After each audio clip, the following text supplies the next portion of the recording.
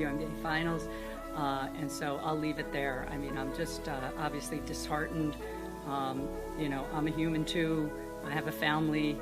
I have 2 kids who are devastated by these comments. And so all I'll say is just, you know, it's obviously been a tough week. The Women's National Basketball Association is confronting what may be the most significant challenge in its 27-year history. After years of steady growth culminating in a breakthrough 2024 season marked by record attendance, unprecedented media attention, and lucrative new television deals, the league now faces an existential threat that few saw coming. A heavily funded international basketball league backed by seemingly unlimited resources from the Middle East has emerged as a direct competitor for the WNBA's most valuable asset, its star players.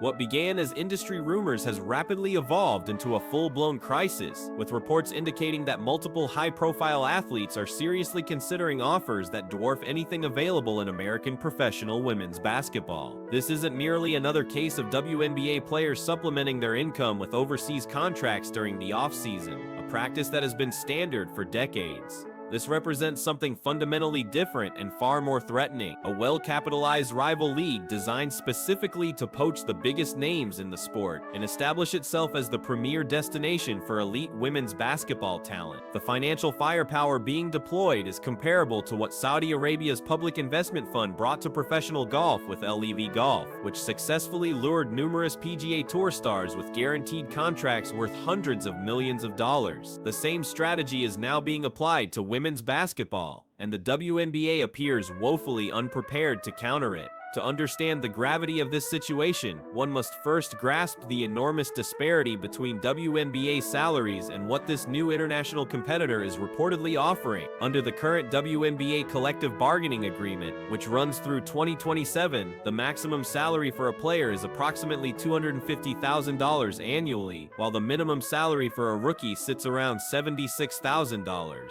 The league's salary cap for the entire roster of a team is approximately $1.46 million.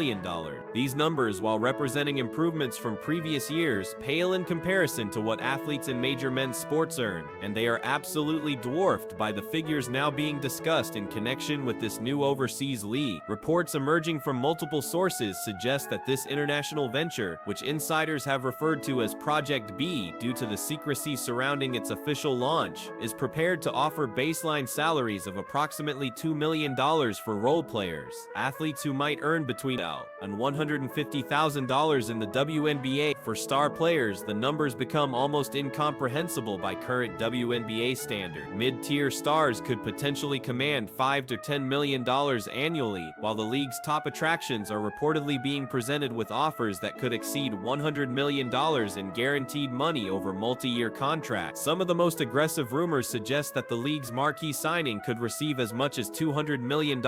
These aren't just incremental increases in compensation, they represent a complete restructuring of the economic landscape of women's professional basketball. A player earning $100,000 in the WNBA would need to play for 20 years to accumulate the same gross earnings as a single season at the $2 million baseline in this new league.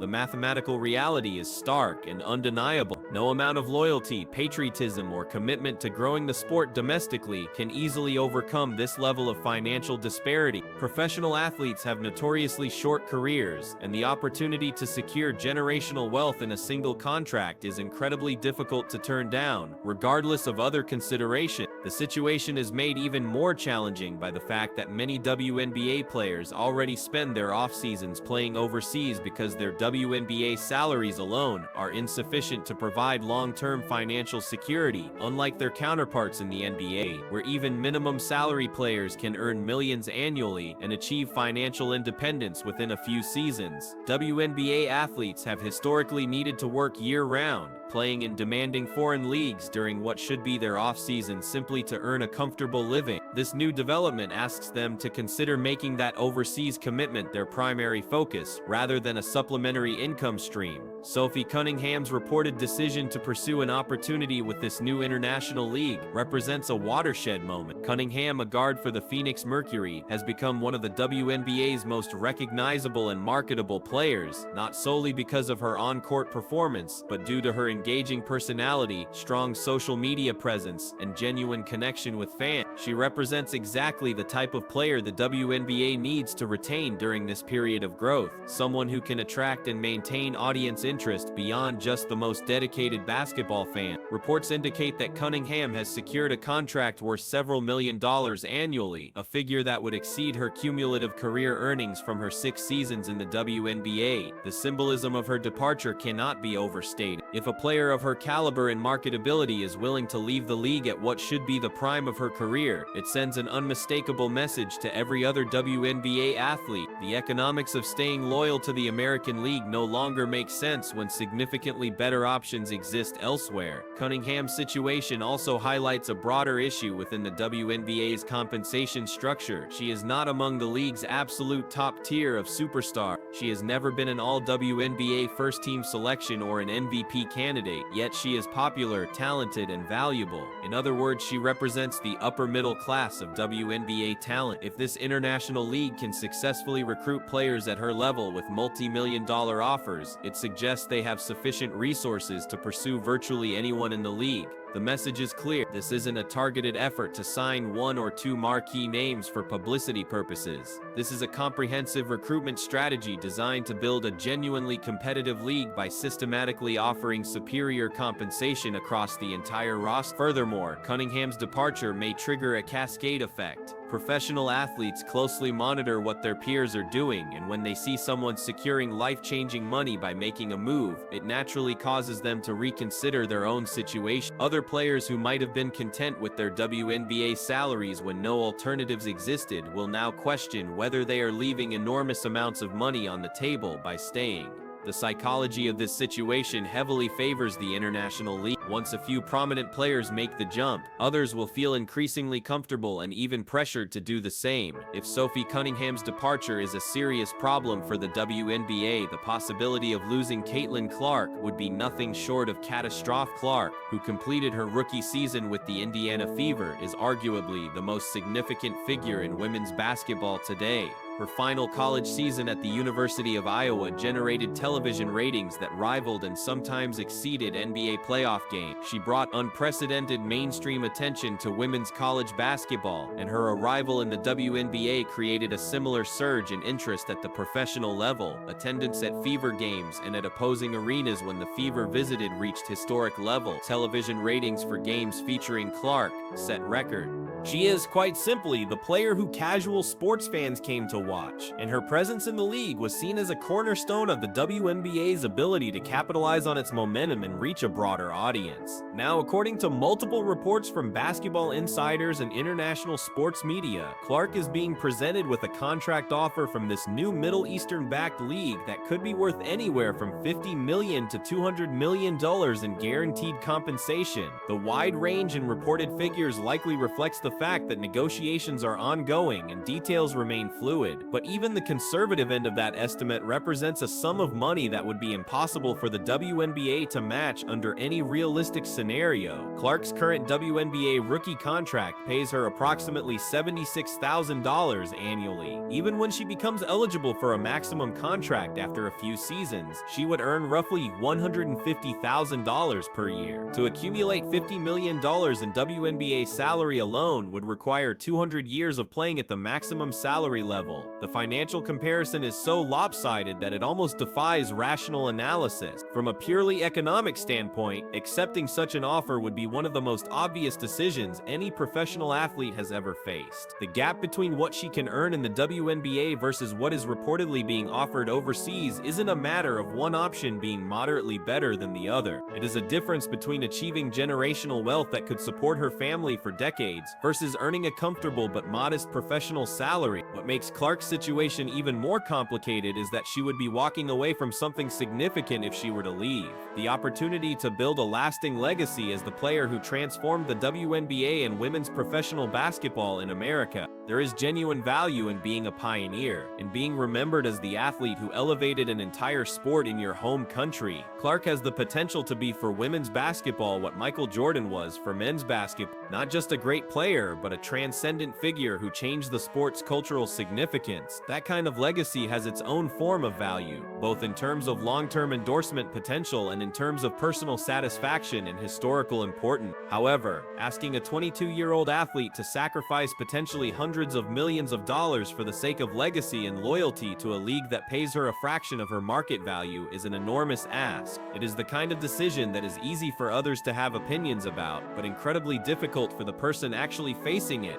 The WNBA and its supporters can appeal to Clark's sense of duty to the sport, her desire to inspire young American girls, and her connection to her home country, but those intangible benefits have to be weighed against the very tangible reality of financial security, not just for herself but for her entire extended family for generations. Engelbert, who took over as WNBA commissioner in 2019 after a distinguished career in business, including serving as CEO of Deloitte, inherited a league that was stable but struggling to achieve significant growth. Her tenure has seen some notable successes, including new television deals with major networks, increased investment from team owners, and improvements in travel conditions for players. The 2024 season, driven largely by the arrival of Clark and other talented rookies, represented the best moment in league history in terms of visibility and mainstream interest. However, Engelbert has also faced mounting criticism from players, media, and fans throughout the season. The issues raised have been numerous and serious. Multiple players, including stars like Nafisa Collier of the Minnesota Lynx, have publicly criticized the league's leadership for what they perceive as inadequate responses to player safety concerns. The unprecedented attention on the league in 2024 brought with it increased scrutiny, larger crowds, and unfortunately, incidents of fan harassment and aggressive behavior toward players, particularly toward Clark herself. Players felt that the league office was slow to respond,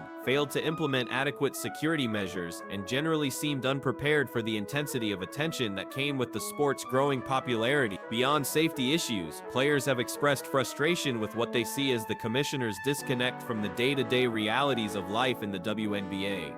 The salary structure, which Engelbert has defended as reflecting the league's current revenue and business model, has become an increasingly sore point as players watch the enormous sums of money flowing through the sport from television deals, sponsorships, and ticket sales, while seeing minimal increases in their own compensation. The argument that the league needs to grow before player salaries can substantially increase rings hollow to athletes who feel they are the ones generating that growth, but not benefiting proportionally from it. Engelbert has also been criticized for her handling of various controversies throughout the season, including her responses to questions about the racial dynamics within the league and the sport's fan base. Some of her comments were perceived as tone-deaf or dismissive of legitimate concerns raised by players about the harassment and racist behavior they experienced as the league's profile grew. In an era when athletes increasingly expect their league leadership to be vocal advocates for player welfare and social justice, Engelbert's more corporate, cautious approach has left many players feeling unsupported. Now, with the very real possibility that the league could lose its biggest stars to international competition, Engelbert faces what may be the defining challenge of her tenure. The question being asked in basketball circles is simple and brutal. If the WNBA loses Caitlin Clark to an overseas league, how can Cathy Engelbert possibly remain as commissioner? The optics would be devastating. The most important player in the history of the league walking away during what should have been a triumphant period of growth would be seen as a fundamental failure of leadership. Rumors of Engelbert's potential resignation or removal have intensified in recent weeks. Sources close to the league's board of governors suggest that emergency meetings have been held to discuss the crisis and evaluate options. Some team owners who have invested significant capital in their franchises based on projections of continued growth are reportedly furious that the league wasn't better prepared for this type of competitive threat. Others are questioning whether the current leadership has the vision and creativity necessary to navigate the dramatically changed landscape of women's professional basketball. The challenge for Engelbert or any commissioner in this position is that the WNBA's fundamental economic structure makes it nearly impossible to compete with a league backed by effectively unlimited sovereign wealth. The WNBA operates within the financial realities of a still developing women's sports market in the United States. The league is not yet profitable on its own, requiring ongoing financial support from the NBA. Revenue from ticket sales, television contracts, and sponsorships has been growing but remains modest compared to established men's sports leagues.